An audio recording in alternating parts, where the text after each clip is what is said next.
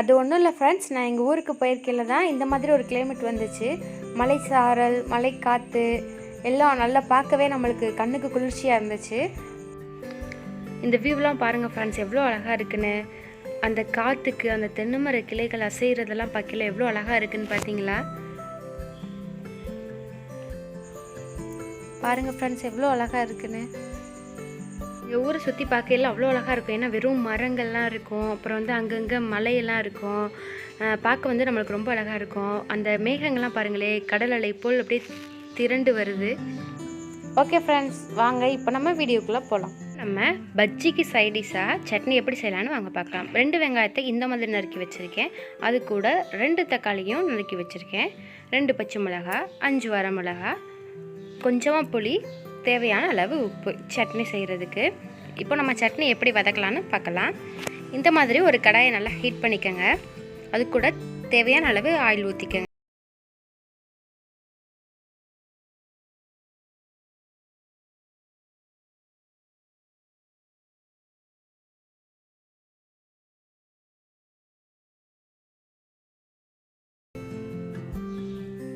எல்லாத்தையும் சேர்த்து நம்ம நல்லா வதக்கிக்கலாம்.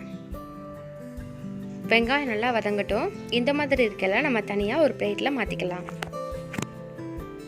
அவ்வளோதாங்க, மாற்றியாச்சு. இப்போ நம்ம அதே கடாயில் எடுத்து வச்சிருந்த வரமிளகாவை போட்டு வதக்கிக்கலாம். இது ரொம்ப கருக்க வறுத்துடாதீங்க, லேசாக கொஞ்சம் கலர் மாறணுன்னா நம்ம அதை எடுத்துக்கலாம். அது கூட இப்போ நம்ம எடுத்து வச்சிருந்த தக்காளியையும் அது கூட சேர்த்து நம்ம நல்லா வதக்கிக்கலாம்.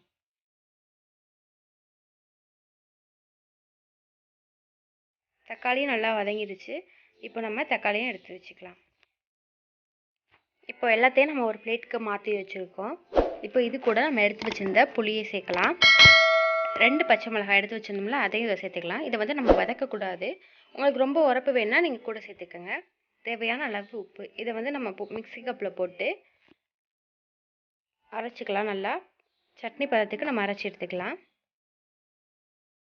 நம்ம சட்னி பதத்துக்கு அரைச்சிட்டோம். இப்போ அதுக்குள்ளேயும் தாளிக்கலாம்.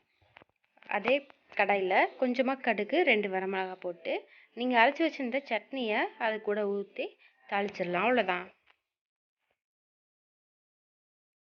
இப்போ நம்ம பேஸ்ட்டாக அரைச்சி வச்சுருக்கோம் சட்னியை, அதை வந்து இது கூட வச்சு தாளிச்சிடலாம். உங்களுக்கு காரம் எவ்வளோ வேணுமோ நீங்கள் அதுக்கேற்ற மாதிரி வரமிளகாய் சேர்த்துக்கோங்க. பச்சை மிளகாய் எப்போவுமே வதக்கிடாதீங்க இந்த சட்னிக்கு, அப்போ தான் காரம் ரொம்ப இருக்கும். வதக்குனா காரம் இருக்காது, அதுக்காண்டி தான் வதக்காமல் வச்சுருக்கோம். இது கூட நம்ம தண்ணி அலசி ஊற்றிக்கலாம். அவ்வளோதான், எல்லாம் ஊற்றியாச்சு. நம்ம இப்போ சட்னி தாளித்து ரெடி பண்ணியாச்சு. இது பஜ்ஜிக்கு ரொம்ப சூப்பராக இருக்கும் ஃப்ரெண்ட்ஸ். அடுத்து நம்ம பஜ்ஜி மாவு எப்படி ரெடி பண்ணலான்னு இப்போ பார்க்கலாம். நான் வந்து ஒரு பாக்கெட் சக்தி பஜ்ஜி மாவு வாங்கினேன். நீங்கள் எந்தெந்த பிராண்டில் வேணாலும் வாங்கிக்கோங்க, அதை பற்றி ஒரு இதுவும் இல்லை. நான் இன்றைக்கி பஜ்ஜி மாவில் தான் செய்ய போகிறேன். கடலை மாவு எதுவும் சேர்க்கலை இது கூட. இப்போது இதுக்கு 2 ஸ்பூன் அரிசி மாவு சேர்க்குறேன். அது கூட கொஞ்சமாக கலருக்காண்டி கலர் பவுடர் சேர்க்குறேன்.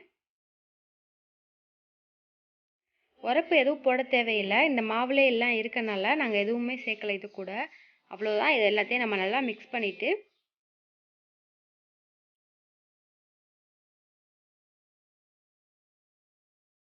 தேவையான அளவு நம்ம தண்ணி சேர்த்துக்கலாம்.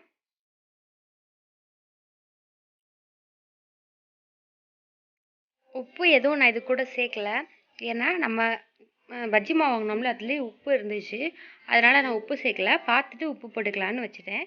ஆனால் இந்த மாவில் கரெக்டாக உப்பு இருந்துச்சு, அதனால் நான் எதுவும் சேர்க்கல. உரப்பு கரெக்டாக இருந்துச்சு. இப்போ நம்ம மிளகாயை இந்த மாதிரி நீள நீளமாக நறுக்கி வச்சுக்கலாம். நடுவில் வந்து 2 பீஸாக போட்டுக்கலாம். அதை ஒரே இதை போட்டால் பஜ்ஜி கரெக்டாக ஒட்டாது, அதுக்காண்டி நம்ம அந்த மாதிரி பண்ணியிருக்கோம். மாவையும் நம்ம கலக்கி வச்சாச்சு. இப்போ ஒரு கடாயில் ஆயில் ஊற்றி நம்ம நல்லா ஹீட் பண்ணிட்டு இருக்கோம். லைட்டாக கொஞ்சோண்டு அந்த மாவை எடுத்து போட்டு பார்த்தா அது ஹீட் ஆகிடுச்சான்னு டெஸ்ட்டு பண்ணலாம். நல்லா ஹீட் ஆகிடுச்சு ஆயில். இப்போ நம்ம பஜ்ஜியை அது கூட போடலாம்.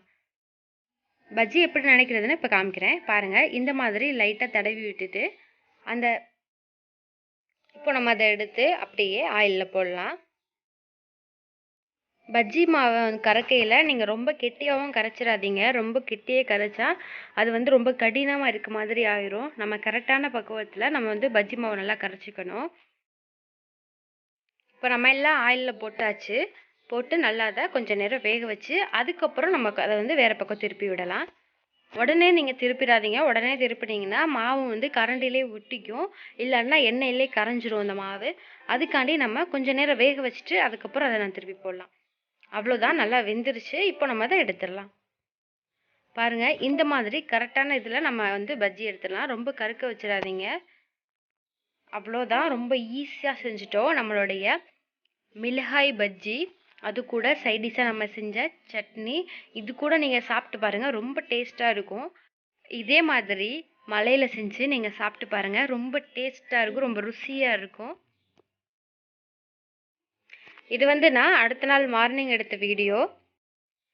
கத்தாழையில் பூ பூத்துருந்துச்சு. நான் இது வரைக்கும் பார்த்ததில்ல, இப்போ தான் ஃபஸ்ட் டைம் பார்க்குறேன்.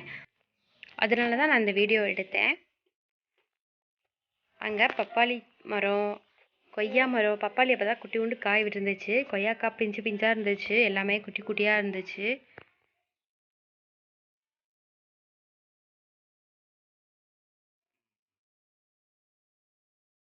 மாதுளையும் அப்போ தான் பூ பூத்துருந்துச்சு. ஓகே ஃப்ரெண்ட்ஸ், நம்ம தோட்டம்லாம் எப்படி இருக்குது பார்த்துட்டு எனக்கு கமெண்ட் பண்ணுங்கள். ஓகே ஃப்ரெண்ட்ஸ், இவ்வளோ நேரம் நம்மளுடைய சேனலை பொறுமையாக பார்த்த அனைவருக்கும் நன்றி. ஆரோக்கியமானது சாப்பிடுங்க, ஆரோக்கியமாக இருங்க.